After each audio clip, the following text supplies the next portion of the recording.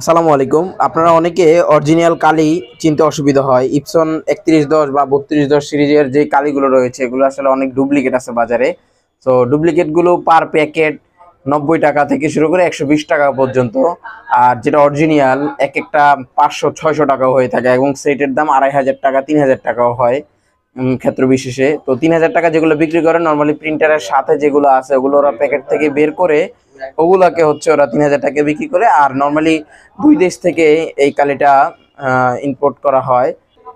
একটা হচ্ছে ফিলিপাইন আর একটা হচ্ছে ইন্দোনেশিয়া। এই দুই দেশ ছাড়া আসলে অন্য কোনো দেশ থেকে এই কালিটা ইম্পোর্ট করা হয় না। সো অরিজিনাল চিনার বেশ কয়েকটি ক্রাইটেরিয়া রয়েছে। যেমন প্রথম শর্ত হচ্ছে আপনার এখানে যে একটা স্টিকার দেওয়া থাকবে, এটা চাইলে ডুপ্লিকেট অনেকে বানাইতে পারে স্টিকারগুলো, যেটা যেমন এটা হচ্ছে মেড ইন ফিলিপাইন। এটা কি কালার? Black colour. তো আমি এটা প্যাকেট থেকে বের করছি, তো প্যাকেটটা দেখেন একদম এটার সাথে লেগে আছে। আর যেগুলো ডুপ্লিকেট হয় ওগুলো আরো ঢিলে ঢালা হয়।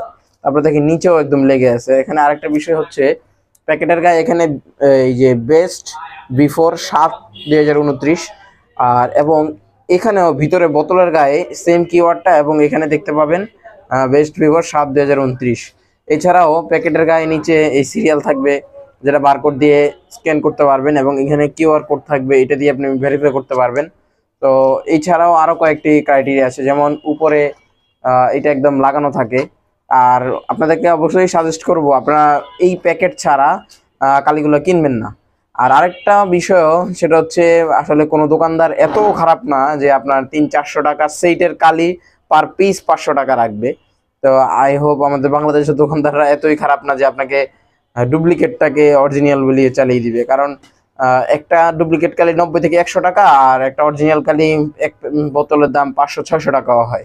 সো এটা আসলে করবে না, আমার যেটা দৃঢ় বিশ্বাস। তো এই হচ্ছে মূল চেনার উপায়।